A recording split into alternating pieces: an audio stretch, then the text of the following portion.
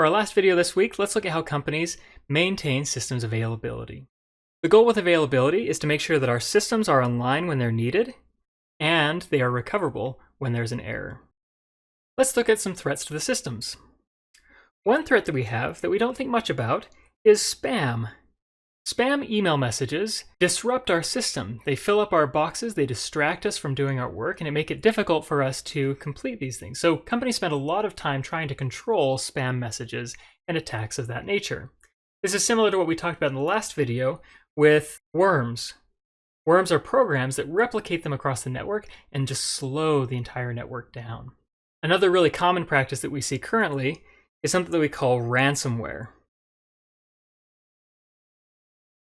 What ransomware does is it takes encryption, this really powerful tool, and uses it against companies.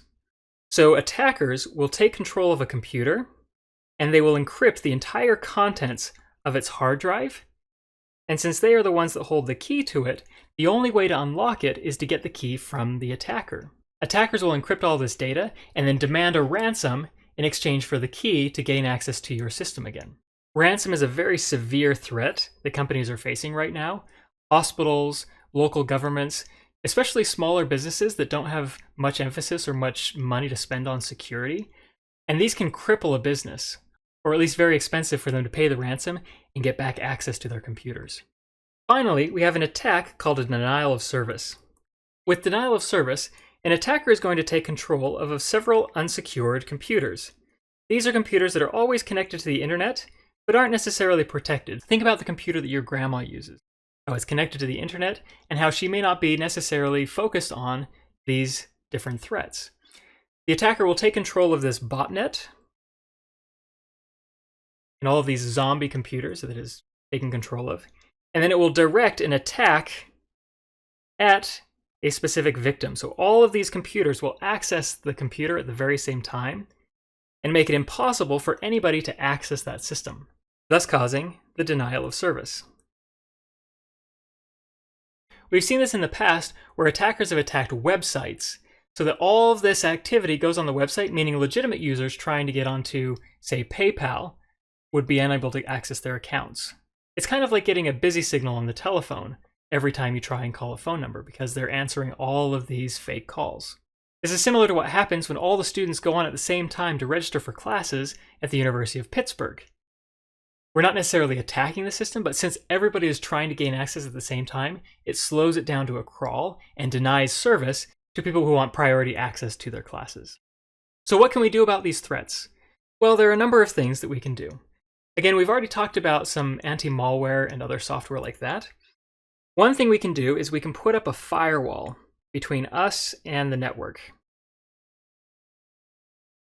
And what a firewall does is it restricts all network activity except for explicit activity that we want our computers to connect to. It prevents most attacks from coming into the network and prevents a lot of things from going out. So, for example, employees can only access certain websites or they can only use certain services, and we block everything else to protect the computers from some of these threats. Firewalls use artificial intelligence to learn about new threats that are coming online to try and proactively prevent those threats from impacting our systems.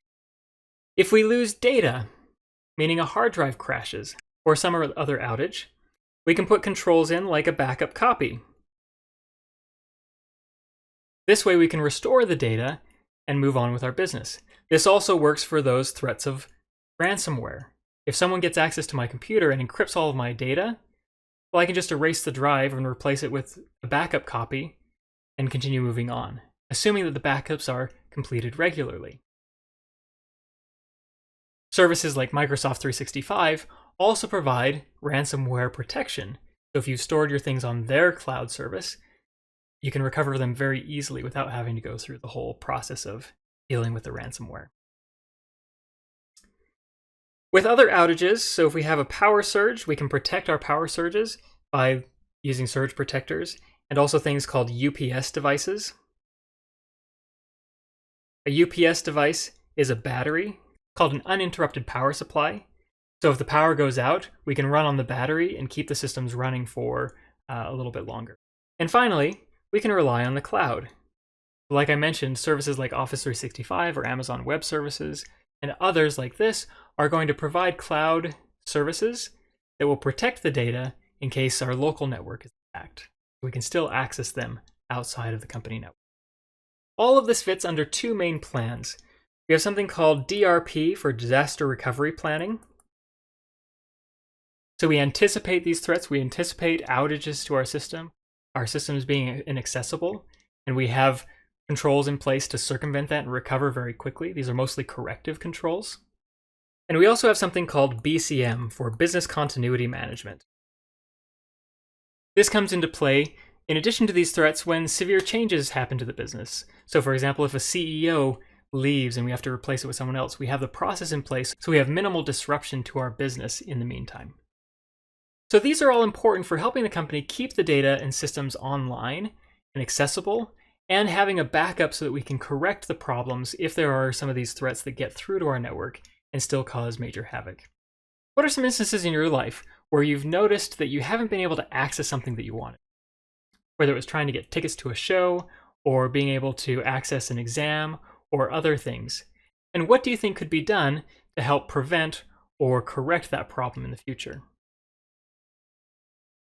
This video sums up this week's lecture. So go back, make sure you've got a good handle on internal controls and threats to the organizations.